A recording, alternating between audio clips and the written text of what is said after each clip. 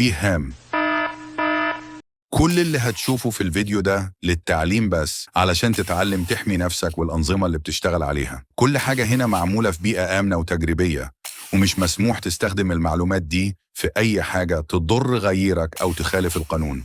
ايركراك NG أداة الهاكر لاختراق شبكات الواي فاي عن طريق التقاط الهاند شيك. ايه هو الهاند شيك؟ الهاند شيك ده زي التحية اللي بتتبادل ما بين الراوتر والجهاز اللي بيتصل بالراوتر. دي رسائل مشفرة بتأكد ان الباسورد صح، وممكن لو التقطت الهاند شيك ده ممكن تقدر تجرب عليه كلمات مرور اوفلاين يعني بره الشبكة خالص. ولكن الهاند شيك ده نفسه اصلا مش باسورد.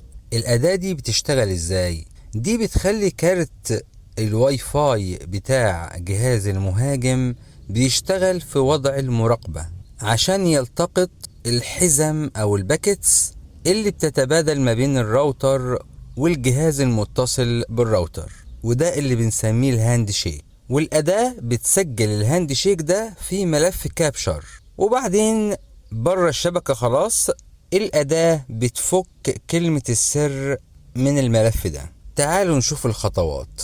أول حاجة من خلال الأمر ده أنا بشغل كارت الواي فاي في وضع المراقبة المونيتور، والأمر ده هنا بيظهر لي الشبكات كلها الموجودة. ده الماك ادرس بتاع الراوتر الخاص بكل شبكة، وده الباور، يعني الباور ده بيعرفني مدى بعدي وقربي من الراوتر ده. يعني لضمان نجاح الخطوات دي يفضل ان الباور يكون اكتر من 80%، يعني اكون قريب من الشبكة دي. وده التشانل، وده القناة اللي بيبث من خلالها الراوتر. كل راوتر بيبث من خلال قناة معينة، فلازم اكون عارف انهي التشانل. وده نوع التشفير، هنا اوبن مفتوح، هنا WPA2، وهنا نوع الاوثنتيكيشن PSK. وفي المكان ده بيجيب لي اسم الواي فاي نفسه، وهنا الاجهزة المتصلة بكل راوتر. يعني مثلا الجهاز ده متصل بالراوتر ده، طيب فين بيانات الراوتر ده؟ بطلع فوق واشوفه من فوق. هختار شبكة منهم وليكن دي، وعايز التقط الهاند شيك بتاعها. بكتب الكوماند ده، وده ملف الكابشر اللي هو هيتحفظ فيه الهاند شيك، وده بيتحفظ اوتوماتيك في الهوم عندي هنا. وده التشانل اللي بيتبث منها الشبكة، وده الماك ادرس بتاع الشبكة او الماك ادرس بتاع الراوتر يعني. وهنا ظاهر لي ان في جهاز واحد متصل حاليا بالراوتر ده. هفضل منتظر لغاية ما يظهر لي هنا WPA هاند شيك. مجرد ما تظهر لي الجملة دي ده معناه ان هو خلاص التقط الهاند شيك. بس امتى بيقدر يلتقط الهاند شيك؟ ده لما يجي جهاز يتصل بالشبكة. يعني لازم افضل منتظر لغاية ما جهاز يتصل بالشبكة، او يعني يتصل بالواي فاي. فالهاند شيك دي بتبقى في بداية الاتصال ما بين الجهاز وما بين الراوتر. فبدل ما انا انتظر لغاية ما جهاز يدخل جديد على الواي فاي، انا ممكن اخرج جهاز من الشبكة. انا عندي في جهاز فعلي اهو موجود، انا شايفه اهو، ممكن اخرجه من الشبكة من خلال الامر ده الماك بتاع الراوتر او الشبكة اللي انا شغال عليها، وده الماك بتاع الجهاز اللي انا عايز اخرجه من الشبكة. ودي عدد الحزم اللي انا هبعتها للراوتر عشان خاطر يخرج الجهاز ده من الشبكة.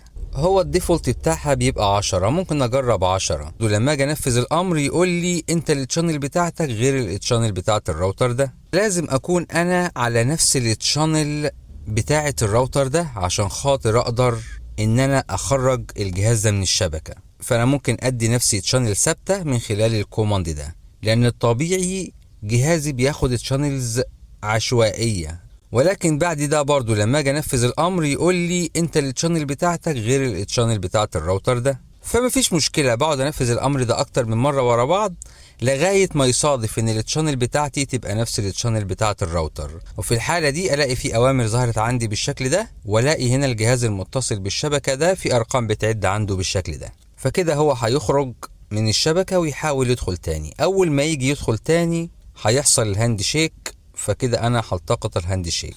ولكن لو ما نجحش ممكن بعد كده أجرب أرقام كبيرة، ممكن أجرب 1000 مثلا. فالأمر ده بيحاول يخرجه بره الشبكة، فبنكرر الأمر ده كتير وهيظهر لي هنا WPA هاندشيك. وده ملف الكابشر اللي هو هيتحفظ فيه الهاندشيك، وده بيتحفظ اوتوماتيك في الهوم عندي هنا. كده ظهرت لي ادي WPA هاندشيك. كده انا خلاص خلصت. فانا كده من خلال الامر ده هقدر اني اوصل للباسورد. هيجرب كل الباسوردات اللي في الفايل ده اللي هو الروكيو دوت تكست. ناخد بالنا ان ملف الروكيو ممكن يكون مش موجود عندك، فمن خلال الكوماندز دول انا كده بعمل داونلود وانستول للفايل ده.